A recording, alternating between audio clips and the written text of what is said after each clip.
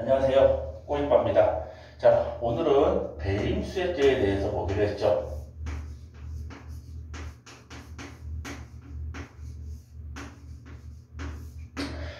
자, 배임수액제를 공부하며 앞서서 일단 배임수액제는 우리 필요조건법 대항범이라고 합니다. 필요조건법 대항범에 대한 공부를 먼저 하고 배임수액제를 가지고 공부를 할게요. 배임수액제는요, 시험 문제에서 물어보는 유형이 정해져 있습니다. 정해져 있다 보니까는 제가 오늘 짚어드리는 것만 정확하게 하신다면 배임수액제 문제는 어렵지 않게 푸실 겁니다. 자, 그 전에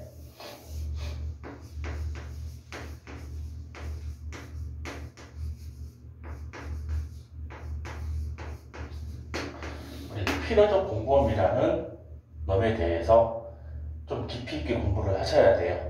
왜냐면 배임수액제에서만 나오는 용어가 아닙니다. 우리 나중에 국가적 법익에서 공무원 범죄, 뇌물죄에서도 배우게 될 거고요.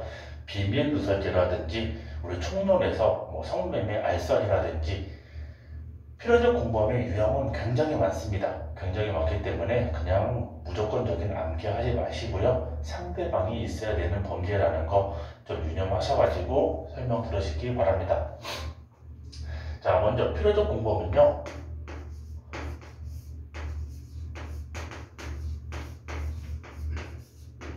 대항범이랑 같은 말이라고 보시면 돼요. 자, 일단 용어를 가지고 보겠습니다. 필요적으로 공범이 필요한 범죄. 아시겠습니까? 대항, 상대방이 있어야 되는 범죄를 가지고 우리 필요적 공범 대항범이라고 합니다. 무슨 말이냐면 우리가 앞에 배웠던 절도, 강도 이런 범죄들은 상대방이 없어도 성립을 해요. 다시 상대방이 반드시 원래 있지만, 그쵸? 소유자도 있고 점유자도 있지만 상대방이 반드시 있어야지 그 죄명에 나오는 건 아니란 말이에요. 무슨 말이냐면 필요적으로 공범관계에 있다라는 거는 A하고 B하고 비밀누설죄도 마찬가지고 뇌물죄도 마찬가지입니다. 뇌물을 주는 놈이 있으면은 뇌물을 받는 놈이 있다는 거죠. 맞습니까? 뇌물 같은 경우를 뇌물공여죄, 뇌물을 주는 사람을 뇌물공여죄, 뇌물을 받는 사람을 뇌물수뢰죄라고 하는데, 뇌물공여죄, 뇌물을 준 놈은 있는데 받은 놈이 없다 그러면은 뇌물죄는 성립하지 않아요. 자, 비밀누설죄를 봅시다. 비밀을 누설한 놈은 있는데 그걸 들은 놈이 없어요. 여러분들 방 안에서 어떤 사람이 비밀을 혼자서 얘기했어요. 비밀누설죄가 될까요? 안 된다는 거죠. 그 비밀을 여러분들이 누설을 했으면은 듣는 사람이 있어야 된다는 말입니다. 성매매, 알선죄도 마찬가지예요. 성매매를 갖다가 알선한다면은, 내가 알선을 한다면은 알선을 받는 상대방이 있어야 된다는 말입니다. 무슨 말씀인지 아시겠죠? 돈을 주는 놈이 있으면은 돈을 받는 놈이 있어야 된다는 게 우리 필요적 공범 대항범에 대한 얘기예요. 아시겠습니까? 자, 그러면은 필요적 공범, 우리가 알고 있는 이 공범, 자, 나중에 총론에서도 우리 교사범 파트에서 공범, 정범 배울 때 공범 배우겠지만 이 공범이라는 의미, 정범이라는 의미 먼저 좀 잡고 갑시다. 정범이 뭘까요? 어렵게 법적으로 접근하지 마시고요. 우리는 쉽게 정범이 뭘까요? 그 짓거리를 한 새끼, 그 짓거리를 한 놈을 갖다가 우리가 정범이라고 할 겁니다. 그러면은 절도죄, 침입절도죄에 관해서 그 집에 들어가서 훔쳐갖고 나온 놈이 정범. 2명이 들어갔으면은 둘 다 정범. 3명이 들어갔으면은 3명 다 정범. 3명 중에 1명만 들어가고 2명이 바깥에서 망을 봤다면 직접 들어간 놈은 절도죄, 정범. 바깥에서 망본 놈들이 직접 들어간 건 아니죠. 근데 하나의 목적을 가지고 같이 그거에 대한 기능적 행위지배라고 표현을 해요. 지금 알 필요 없습니다. 기능적 행위지배를 가지고 그 절도의 범행에 가담했기 때문에 공동정범이라는 말을 써요. 그러니까 결국에는 어떠한 짓거리에 어떤 범행을 하는데 그 범행에 가담을 해서 역할을 부여받고 움직인 놈을 정범이라고 합니다. 그럼 공범은 뭘까요? 정범이랑은 좀 다른 개념이죠. 우리 헌법 총론 가가지고 교사범 파트 배울 때 교사범을 전부 다 공범이라고 할 거예요. 왜? 교사범은 결의를 가지게 해가지고 그 범행을 정범한테 움직이게끔 만든 놈이죠. 지가 직접 움직인 겁니까? 아니죠. 지가 직접 움직이지 않았어요. 그래서 정범이 아니에요. 그런데 그 범행에 대한 목적, 같이 바라보고 있는 거는 같은 데를 바라보고 있다는 거죠. 그래서 공범이라는 단어를 씁니다. 아시겠습니까? 그 교사범은 정범이 될 수가 없어요. 자기가 직접 그 범행을 한 거는 아니니까. 아시겠습니까? 우리가 총론에서 배우는 그 교사범, 공범, 그거는 우리 진짜 공범을 얘기하는 거예요. 하나의 목적을 가지고. 그래서 A가 B한테 예를 들어서 절도를 교사를 했다면은 얘는 절도죄 교사범, 얘는 절도죄 정범이 되는 거예요. 자, 그러면 절도 하나에 대한 목표가 같다는 거죠. 그래서 공범이라는 단어를 씁니다. 그런데 우리 대항범 필요적 공범의 제명을 좀 봐볼게요. 얘는 뇌물 공여죄, 얘는 뇌물 수뢰죄. 달라요. 제명이. 맞습니까? 배임 수뢰죄를 배우지만 배임 수징제죄라고도 하죠. 돈을 A가 줬으면 얘는 배임 증제죄, 얘가 받았으면 배임 수재죄. 죄명이 같나요? 달라요. 만약에 진짜 공범이라면 죄명이 같은 죄명이 나왔어야 될 겁니다. 배임 수재죄의 공범, 이런 식으로 배임 증례죄의 공범, 뇌물 공여죄의 공범, 비밀 누설죄의 공범, 이런 식으로 죄명이 같이 나왔을 거예요. 근데 죄명이 지금 같은 죄명입니까? 다른 죄명입니까? 죄명이 다르죠? 맞습니까? 돈을 주는 놈, 돈을 받는 놈, 뇌물죄의 죄명이 달라요. 그렇다면 우리가 총론에서 배우는 진짜 공범이다 아니다? 아니라는 겁니다. 진짜 공범이 아니에요. 필요적으로 필요한 놈이다, 필요적으로 상대방이 있어야 되는 놈이다 라고 해서 필요적 공범이라는 용어를 쓰지만 우리가 총칙상 배우는 진짜 공범이다 아니다? 아닙니다. 아시겠습니까? 그러면 얘랑 얘는 진짜 공범이다 아니다? 아니라는 말이에요. 아시겠어요? 이해했습니까? 그래서 우리 필요적 공범, 대항범에 대한 지문을 볼 때 교사범이 된다 안 된다라고 나오는 거는 우리 교사범은 진짜 공범이기 때문에 교사범이 된다 안 된다고 나온다면 교사범은 될 리가 없습니다. 왜? 우리 공범은요, 진짜 공범은, 총론에서 배우는 진짜 공범은 공범에 대한 것만 우리 총칙을 적용을 해요.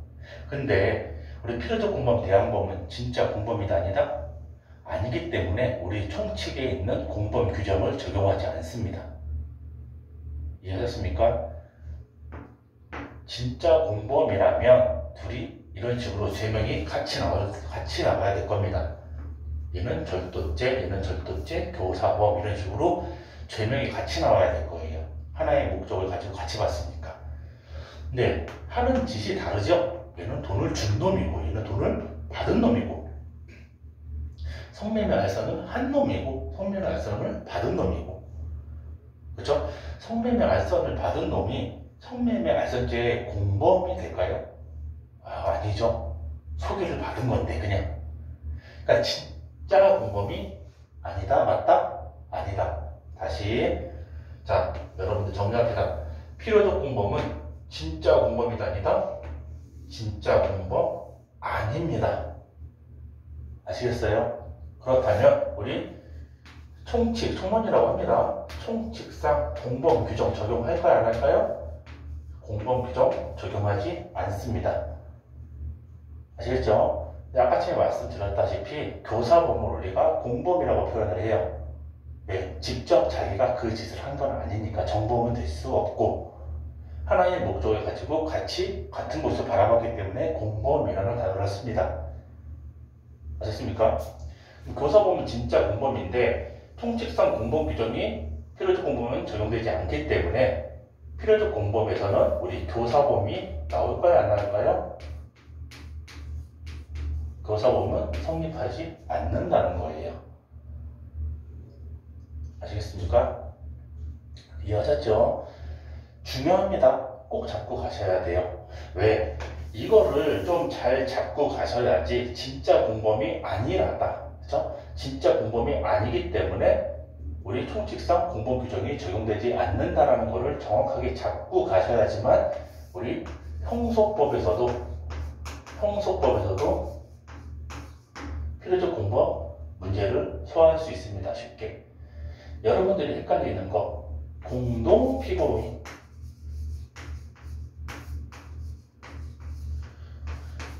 공범인, 공동 피고인.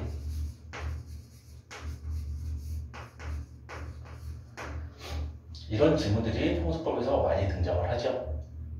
맞습니까? 그때 문제를 푸는 게 다 같은 뉘앙스예요. 필요적 공범이라고 주는 질문들도 상당히 많습니다.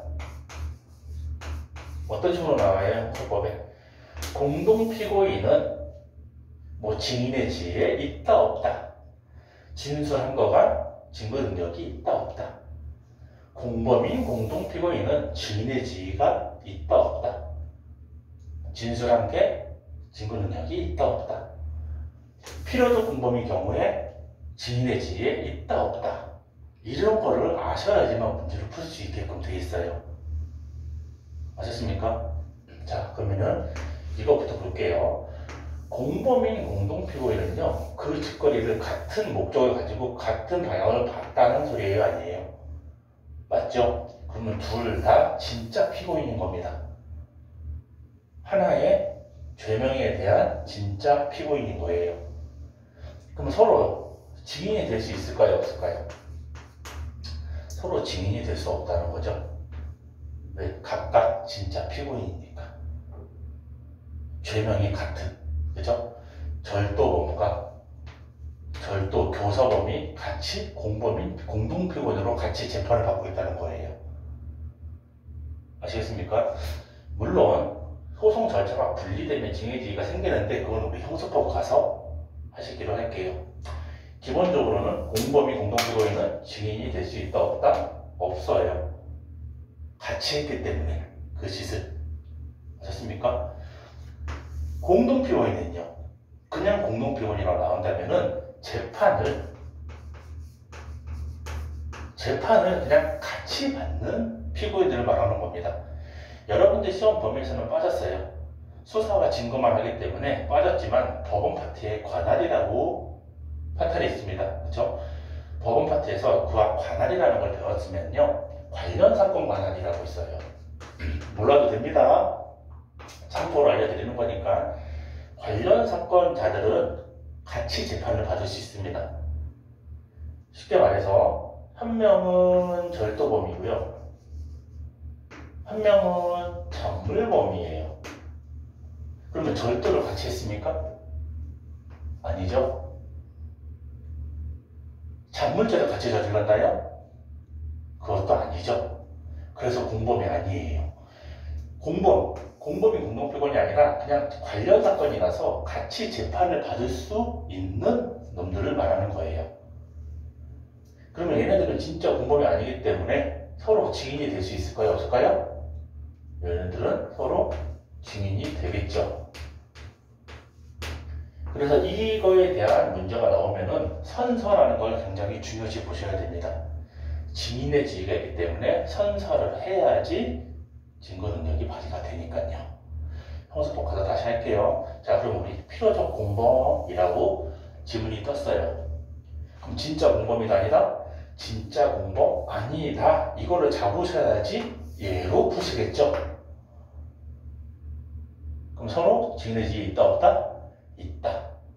진짜 공범 아니다. 이해하셨습니까? 이 공범을 진짜 공범이 아니다라는 거를 잡으셔야지 그냥 공동 피고인이랑 똑같구나 이렇게 푸실 수 있어요. 이걸로 푸시면 답이 틀린 답으로 나오게 될 겁니다. 아시겠습니까? 이건 형소법에서 다루어지는 거니까는 우리 형소법에서 다시 한번 보기로 하고요. 한 번만 더 짚고 우리 배임수셋제 논점 잡을게요. 배임수셋제 논점은요, 어렵지 않고요, 정해져 있고요, 물어보는 게 딱딱딱딱 떨어집니다. 절대 틀리지 않아요. 아셨습니까? 자, 필요적 공법. 필요적으로 상대방이 존재해야 되는 범죄를 말한다. 맞습니까? 진짜 공범이다 아니다? 아니더라. 됐어요? 그럼 교사범 확립할 얘기가 없다. 비밀 누설죄도 마찬가지입니다. 비밀을 누설하면은 듣는 사람이 있어야 된다는 거예요. 듣는 사람 없이 혼자 말하면은 임금님기는 당연히 얘기밖에 안 되겠죠. 물론 총론 가서 한 번 더 언급을 하겠지만 비밀을 듣는 사람은 처벌 규정이 존재하지 않습니다. 그렇죠? 그러면 진짜 공범이라면은 처벌 규정이 존재하지 않으면 안 되겠죠. 이해하셨어요? 결론은 필요적 공범은 진짜 공범이다 아니다? 아니다. 이게 제일 중요합니다. 그 공범 규정을 적용하면 된다 안 된다? 안 된다.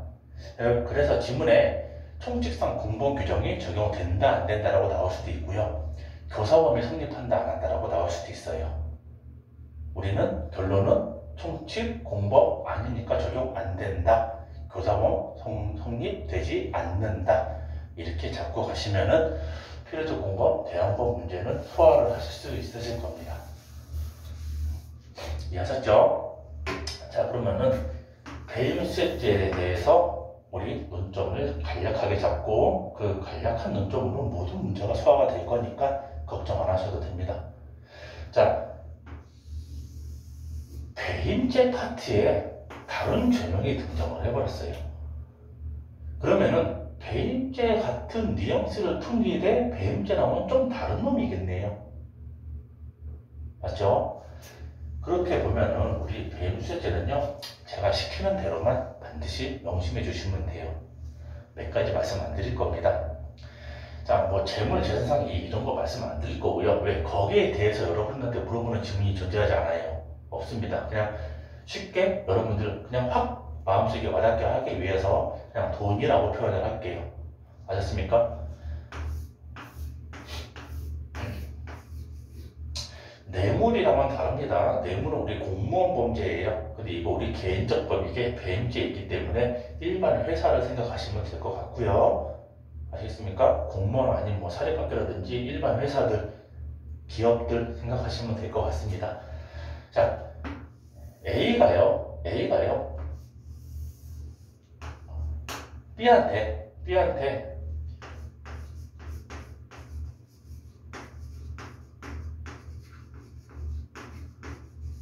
부정한 청탁을 하면서 돈을 줍니다. 이해하셨죠? B는요, A한테 부정한 청탁을 받으면서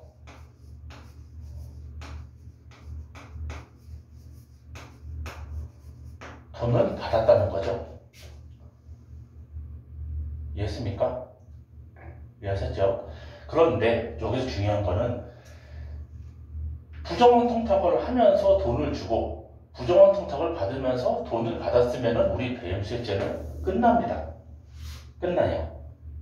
이 끝난다는 말이 배임수셋죄 공부할 게 없다는 게 아니라 배임수셋죄 죄명이 완성이 된다는 말입니다. 그럼 여러분들께서 이렇게 생각하셔야 돼요. 부정한 청탁을 하면서 돈을 줬다, 부정한 청탁을 하면서 돈을 받았다, 그러면 배임수셋죄 끝. 이게 자꾸 머릿속에 들어가 계셔야 됩니다. 아시겠죠? 그럼 우리 대항법, 필요적 공법 배웠으니까는 무슨 말인지 이해가 갈 겁니다. 부정한 청탁을 하면서 돈을 주는 놈이 있으면 부정한 청탁을 받으면서 돈을 받는 놈이 있다는 거죠. 그래서 우리 배임수셋죄는 뭐라고 한다? 필요적 공범이라는 단어를 써요. 대항법이라고도 하고요. 아셨습니까? 부정한 청탁을 하면서 돈을 주는 놈이 있으면 부정한 청탁을 받으면서 돈을 받는 놈이 있더라. 되셨죠? 그런데 왜 하필 배임죄 파트에 이게 있을까요? 제명이 왜 배임수셋죄라고 만들어냈을까요? 전혀 연관이 없으면 안 되는 거겠죠? 그럼 연관이 되는 게 뭐가 있을까요?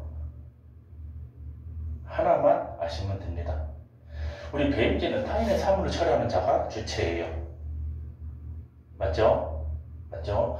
이 배임수재죄도 부정한 청탁을 하면서 돈을 주고 부정한 청탁을 받으면서 돈을 받는 이놈이 그 임무에 회사에 대해서라든지 사립학교에 대해서라든지 그 임무에 종사하는 사람이어야 된다는 거예요.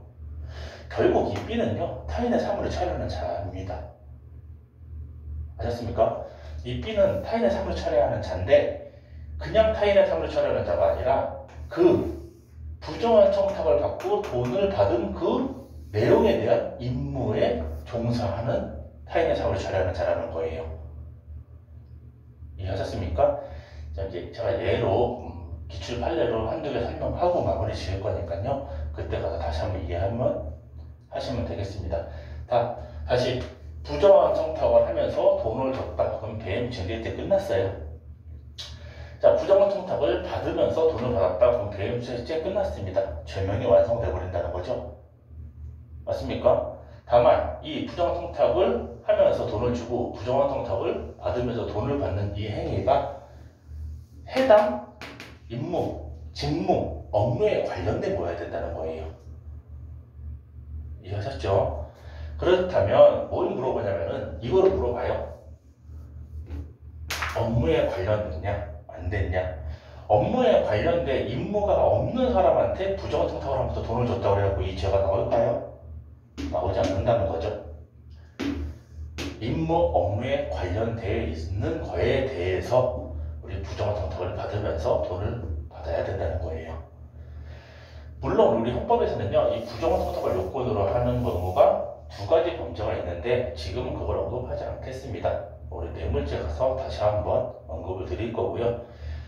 여러분 지금 머릿속에는 부정한 청탁을 하면서 돈을 주고 부정한 청탁을 받으면서 돈을 받아야 된다라는 것만 갖고 계시면 돼요.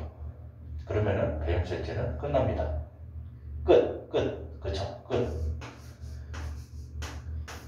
이 끝이라는 단어 안에 나머지 출제 유형들이 정해져 있습니다. 자, 다시 부정한 청탁을 하면서 돈을 주고 부정한 청탁을 하면서 받으면서 돈을 받았다. 근데 해당 업무에 관한 거더라. 그렇다면 우리 배임죄죄는 죄명이 완성된다고 했어요. 죄명이 완성돼 버렸다면 다른 직거래를 할 필요 있을까요? 없을까요? 없습니다. 그럼 첫째, 우리 시험 문제 나오는 거, 본인한테, 회사한테 재산상 손해를 끼쳐야 되냐? 그럴 필요 없다. 재산상 손해 끼칠 필요 없습니다. 그렇죠? 부정한 청탁을 받으면서 돈 받는 순간 이 죄는 완성이 되어버렸기 때문에 재산상 손해 끼칠 필요가 없어요. 둘째, 이 부정한 청탁을 받은 거를 이 부정한 청탁의 내용대로 부정한 행위를 했었어야 되냐? 필요 없다는 겁니다. 그렇죠? 부정한 청탁을 받으면서 돈을 받았잖아요. 그럼 배임죄죄는 완성이 되어버렸다니까요. 그 부정한 청탁의 내용을 제가 할 필요가 있다 없다? 없어요. 보지 않습니다. 왜? 부정한 청탁을 받으면서 돈 받았을 때 이 죄명은 완성이 되어버렸으니까요. 이해하셨습니까? 우리 배임죄죄 문제는요, 정해져 있어요. 이 필요적 공범이냐, 총칙의 공범 규정 적용되냐 안 되냐, 이거 물어볼 거고요. 재산상 손해를 끼쳐야 되냐, 이거 물어볼 거고요. 본인한테. 그쵸? 필요 없다는 거죠. 왜? 부정한 청탁 받으면서 돈 받으면 끝나는 범죄니까. 그러면 그 후에 부정한 행위를 청탁받은 그 부정한 내용들을 했었어야 되냐? 그렇지 않다는 거죠. 똑같은 말이에요. 부정한 청탁 받으면서 돈 받았으니까 끝났으니까. 죄명이 완성이 되어버렸으니까. 이거 물어볼 거고요. 이거 물어볼 거고요. 이거 물어볼 거고요. 아셨습니까? 하나 더 물어본다면 여기에 포함되어 있는 내용인데요. 별도로 공부하시는 분도 있으니까 한번 설명드릴게요. 우리 배임수재죄는 필요적 공범이다 아니다? 필요적 공범이다. 배임수재죄에서만 통용되는 게 아니라요. 필요적 공범의 모든 필요적 공범의 공통사항입니다. 공통사항 반드시 알아두셔야 되는 공통사항 뭐냐? 진짜 공범이다 아니다? 아니다. 그러면은 둘이 같이 처벌 받을 필요 없다. 같이 죄명 나올 필요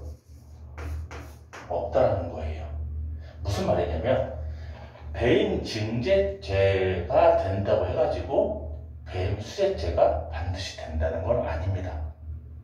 뇌물 공여죄가 된다고 해가지고 뇌물 수뢰죄가 반드시 되는 것도 아니에요. 무슨 말이냐? 조금 더 쉽게 말씀드리면은 A는 부정한 청탁을 한 게 맞아요. 돈을 주면서. 근데 이 B는요, 부정한 청탁을 받으면서 돈을 받았긴 한데, 이 B가 봤을 때 이 B는 A가 한 부정한 청탁의 내용이 아닐 수가 있다는 거예요. 어렵죠? 이 말은. 그럼 하나 만들어 볼까요? 예로. 여러분들이 어떤 대기업에 여러분들 자식들이 있다고 칩시다. 자식들을 갖다가 부정 취업시키고 싶어요. 꼭 그 대기업에 다니게 하고 싶어요. 그래서 누구한테 찾아가야 될까요? 그러면 인사과장 정도는 돼야 되겠죠. 그 회사 인턴 직원한테 부탁하면 들어줘요? 안 들어준다는 거예요. 그렇죠? 그게 이 얘기입니다. 아셨습니까? 인사과장한테 부정한 청탁, 내 아들을 취업시켜주세요 하면서 돈을 줬습니다. 부정 청탁하면서 돈 준 거 맞죠? 그럼 배임 중재죄가 될 거예요. 그렇죠? 부정 청탁하면서 돈 줬으니까 끝. 배임 중재죄 완성.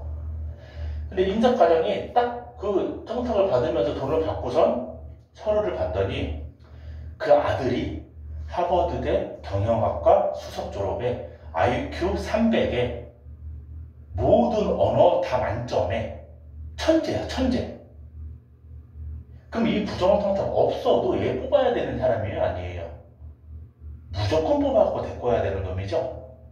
그러면 얘는 인재를 데리고 와야 되는 놈인데, 인사과장 인재를 무조건 뽑아야 되는데 이만한 인재가 없어요. 대한민국에 IQ 300짜리가 천재가.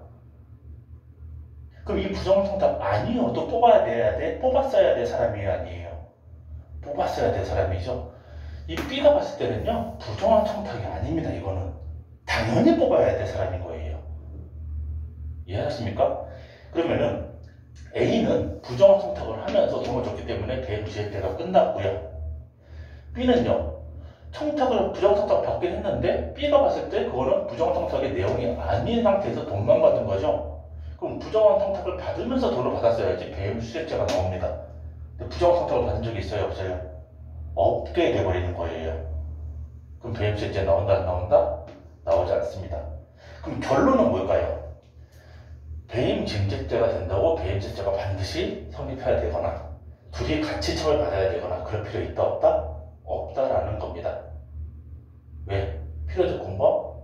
진짜 공범이 아니니까 각자 노는 겁니다. 따로따로.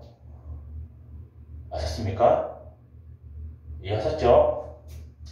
자, 그러면 이 임무에 관한 판례, 우리 기출 판례 하나 손을 대고요. 아셨습니까? 그리고 배임 수재죄가 되는 판례들 한두 개 제가 그냥 말씀을 드리고요. 우리 변호사 시험 문제에서 기출로 됐던 질문들 하나만 하고 정리하겠습니다. 자, A가요, 대학 교수 B한테 편입학 아니면 입학 채용 이렇게 나오죠? 자기 자식을 부정 입학시켜달라고 대학 교수 B한테 얘기합니다. 부정 청탁을 하면서 대학 교수 B한테 돈을 줬어요. 그 대학 교수가 편입학 담당자 아니면 그 인사 그 과장한테 가가지고 부탁받은 내용대로 부탁을 해가지고 합니다. 배임 수재죄가 될까요, 안 될까요? 배임 수재죄 안 나와요. 왜? 여러분 대체 알고 있죠? 부정한 청탁을 받으면서 돈을 받은 건 맞는데 그냥 일반 교수가 편입학이라든지 입학 전형에 관여하는 업무를 갖고 있습니까? 임무가 있나요? 이게 해당 사항이 없다는 거예요.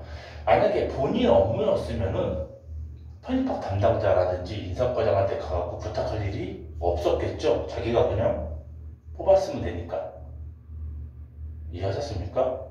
그냥 일반 대학 교수는 그런 업무가 없더라. 이해하셨죠? 그 업무에 관해서 부정한 청탁을 받으면서 돈을 받았어야 되는 거니까. 이해하셨으라고 봅니다. 아셨죠? 이거에 대한 것도 자주 나오니까는 꼭 좀 봐주시고요.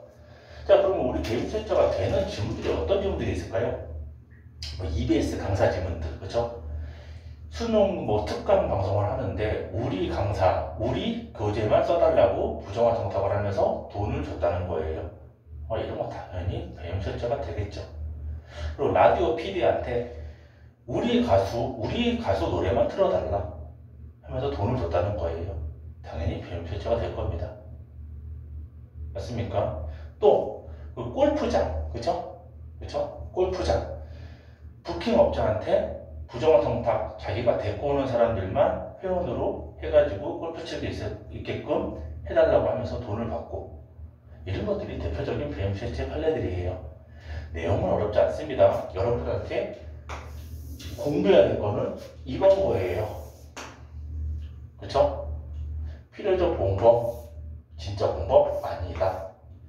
배움 수혜자에서는 필요적 공범과 부정한 청탁하면서 돈을 주고 부정한 청탁을 받으면서 돈을 받으면 완성되는 범죄니까 다른 것 따위는 보지 않는다. 다만 부정한 청탁을 하면서 돈을 줬을 때 부정한 청탁을 받으면서 돈을 받은 놈은 해당 업무져야 한다라는 거예요. 이게 다예요, 우리 배움 수혜자. 알 수 있으시겠죠? 둘이 같이 처벌받을 필요 없더라. 됐습니까? 마지막으로 우리 변호사 시험 문제, 그 정답률이 조금 낮았었는데 변호사 시험 문제 박스 문제로 나왔어요. A랑 B가 회사 기밀을 유출했대요. 우리 배웠어요, 그렇죠? 배움죄에서 산업 스파이는 무조건 배임. 기억나시죠? 산업 스파이는 무조건 배임입니다. 됐습니까? 근데 얘네들이요, 누구한테 팔지 정해져 있거나 누구의 부탁을 받아가지고 기밀을 빼는 게 아니에요. 회사 기밀을 지네 마음대로 빼낸 다음에 누가 될지 모르는 사람한테 판 겁니다. C, D, E, F. 이거 살 사람, 이 기밀 살 사람, 설계 돈을 살 사람. 그때 이 D가 내가 살래 하고 돈을 주고 이 기밀을 받았다는 내용입니다. 이때 얘 배임 진제 때 되냐, 얘 배임 수재죄 되냐라는 질문에서 정답이 갈렸어요. 나머지 것들은 고려사항이 아니었습니다. 회사 몰래 들어가 훔쳐가 나왔으니까는 뭐 건조물 침입죄 되는 거 당연하고요. 맞습니까? 산업 스파이니까는 배임죄 되는 거 당연하고요. 맞죠? 근데 배임 수혜죄, 배임 징계죄 되냐라는 게 우리 그 문제를 맞출 수 있는 답이었어요. 결론 먼저 말씀드리면 둘 다 안 됩니다. 왜요? 우리 배임 수혜죄, 배임 징계죄는 뭐라 그랬어요? 부정한 청탁을 하면서 돈, 부정한 청탁을 받으면서 돈 받았어야 된다고 했죠, 그렇죠? 얘네들이 이 기밀을 돈을 받고 판 거는 맞아요. 얘도 기밀을 돈을 주고 판 건 맞습니다. 그렇죠? 근데 이게 문제인 거죠. 이 기밀을 돈 주고 사는 놈이요, 부정한 청탁을 한 적이 없어요. 얘가 기밀을 빼달라고 한 게 아니라 얘네들이 그냥 알아서 지네들이 기밀을 빼돌려서 그거를 높은 가격을 주는 놈한테 그냥 팔았다는 거죠. 내용이. 부정한 청탁을 받은 적이 없습니다. A, B는. 얘는 부정한 청탁을 했나요? 부정한 청탁 한 적도 없어요. 나와 있는 기밀을 돈 주고 그냥 산 거예요. 시장에서 사듯이. 그래서 둘 다 부정한 청탁이 받은 적도 부정한 청탁을 한 적도 없다라는 지문이었습니다. 그래서 둘 다 배임죄, 배임수혜죄는 성립하지 않는다. 이게 답이었습니다. 이거 기출문제에 있으니까요, 꼭 좀 한번 체크해 주시기 바랍니다. 아셨습니까? 배임수혜죄는요, 제가 지금 오늘 말씀드린 거 필요적 공범은 따로 좀 중요하게 보시고 배임술제에 대한 논점은요, 물어보는 거는 딱 정해져 있으니까는 여기에 한해서만 문제가 다뤄질 거고요. 이것만 정확하게 이해하셨으면은 배임술제는 무난하게 다 푸실 거라고 생각합니다. 아셨습니까? 문제는 꼭 풀어보시기 바라고. 자, 배임술제, 배임제 두 번째 파트 여기서 마무리 짓겠습니다. 다음 시간에는요, 우리 권리행사 방해죄를 가지고 공부를 할게요. 사기죄 같은 경우는 원래 먼저 했었어야 되는데 재산범죄에 꽂히고 시간이 좀 많이 걸리다 보니까는 좀 긴 시간을 소화할 수 있는 날에 올려드리도록 하겠습니다. 자, 여기서 마무리하겠습니다. 감사합니다.